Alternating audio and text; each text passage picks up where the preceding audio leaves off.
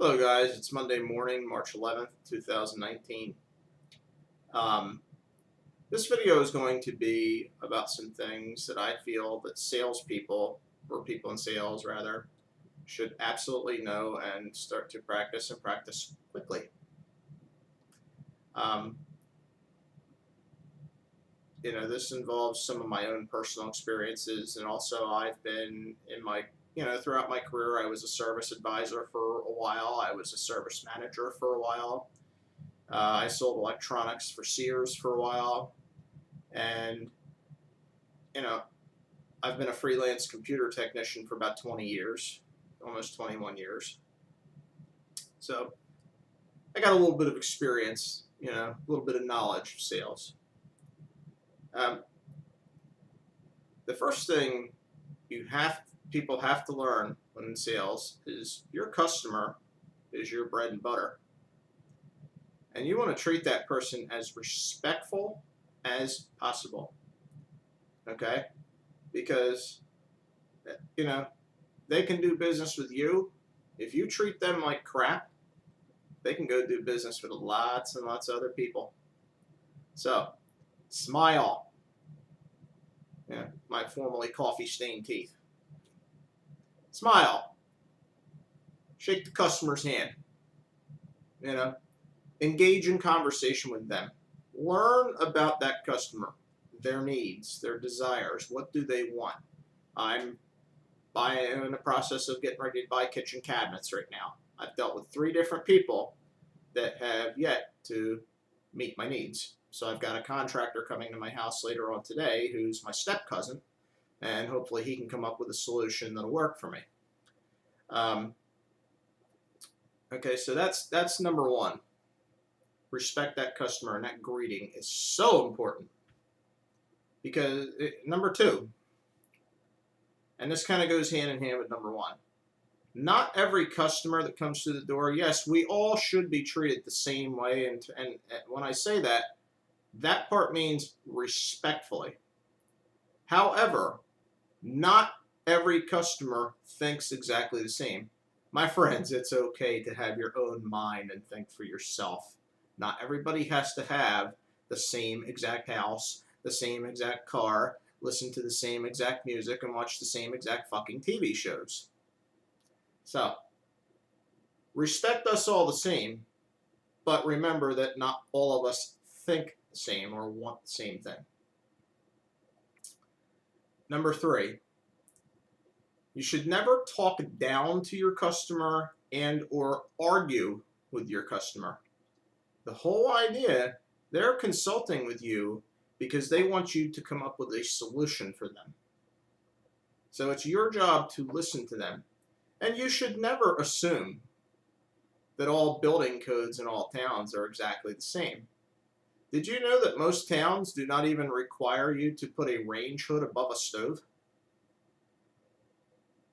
And that's no exception for the town that I live in, because I just went through the code book in my town yesterday and looked it up.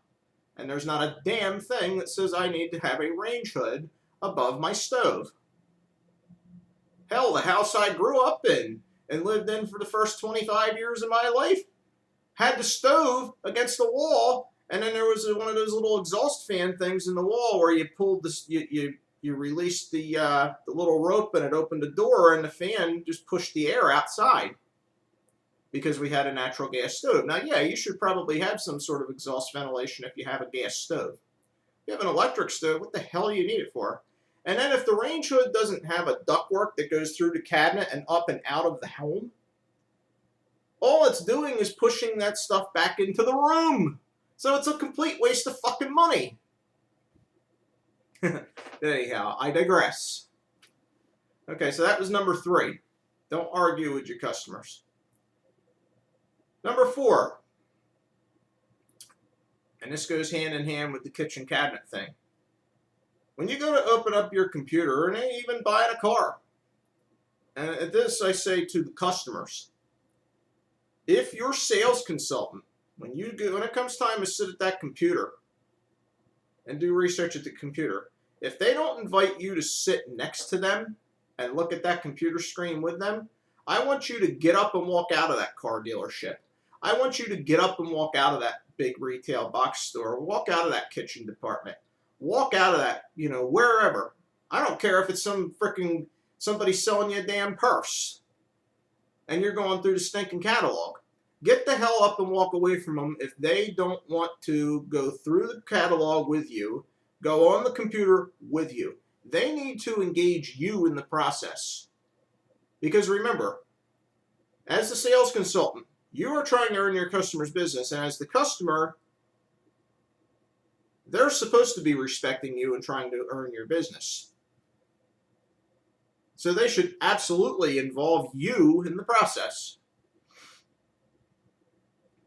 Number 5, and this is one I didn't even put on my Facebook list that I did about this yesterday. Okay, car dealerships. When it comes time to discuss the trade-in value of a car, okay, and I say this directly to the customers, never tell your sales consultant that anything is wrong with your car or why you don't like your car. Oh, well, it's leaking oil and it's no good, because that's just giving them something to use against you when they appraise your car for a trade. So never do that, okay? Excuse me, guys. This piece of crap camera is acting up again. I got to get a new camera. So never do that. You're just giving them something to use against you when they appraise your car for trade. Now, I've heard this a lot of times when I've gone to car lots, car dealerships to trade out of cars.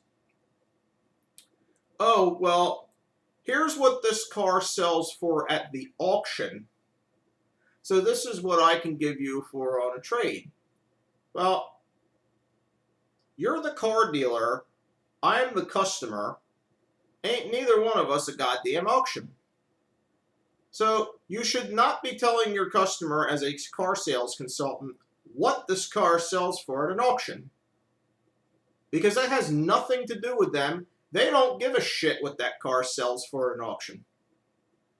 They know what NADA, Kelley Blue Book, and these other sources are telling them.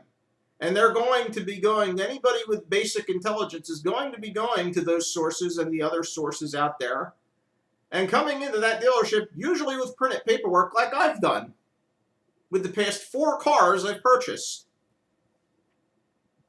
So do not, I repeat, do not tell your customer what that car will sell for in auction.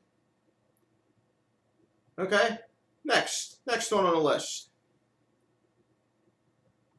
This is for those of you in the service department.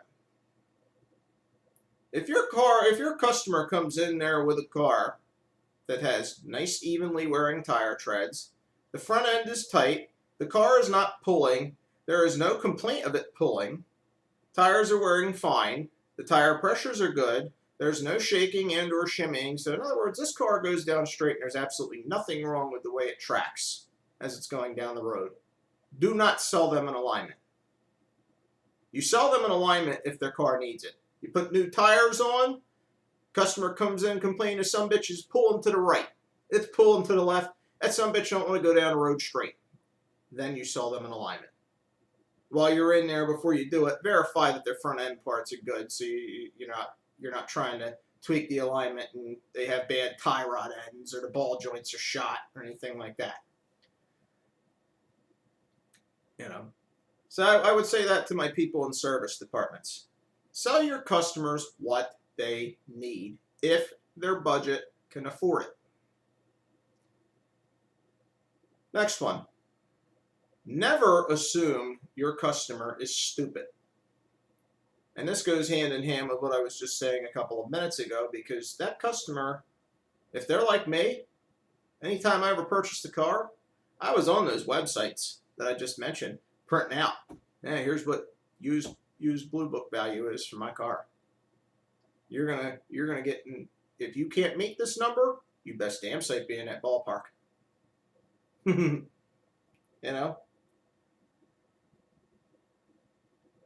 So we're just about at 10 minutes. And we're going to start to wind this video down. Long story short, and I could go on about this forever and rant and rave about it all day. There are companies that will even allow you to buy a car online. and you can and they'll deliver it to you.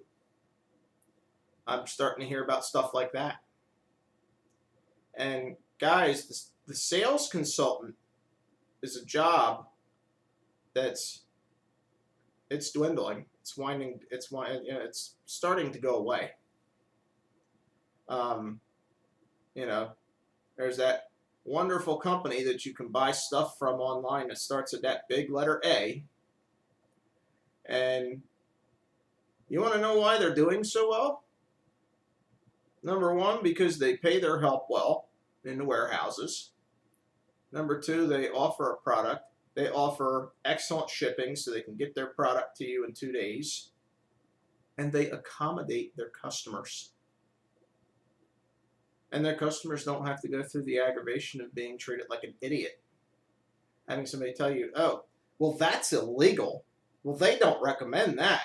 Oh, well, you want this in case you decide to sell your house. And I told a lady yesterday in the big box store when I went to discuss the kitchen cabinets. I said, I bought my house to live in. I didn't buy my house to sell in 2 years. What the hell are you telling me about selling my house for? And you don't know the building codes for every single town. So that person, that sales consultant, to those of you that are the customers, is supposed to be earning your business. And to those of you that are selling, your job could be in jeopardy in 10 years, 5 to 10 years. So, little word from the wise. I don't know everything. I never claim to know everything. But I know when I go to do this process and I go to deal with people, and I'm on the end as the side as a customer, what these people are doing that are getting on my nerves. And I want to provide this feedback to salespeople so that they can provide me, they can discuss with their managers and provide me and other people out there like me with a better experience. I hope you guys like videos like this. If you do, hit that like button, hit the subscribe button. I'm going to try and keep making good videos like this. I'm home today, so I might even do 1, 2, maybe even 3 more. We'll see what we got to do. Like I said, I got a contractor coming to my house today later on to measure up my kitchen. So we got to see what's going on. But we might try to get a couple more videos in today. We'll see. I appreciate you guys for tuning in and being subscribers, and thank you very much for watching. Have a good rest of the day.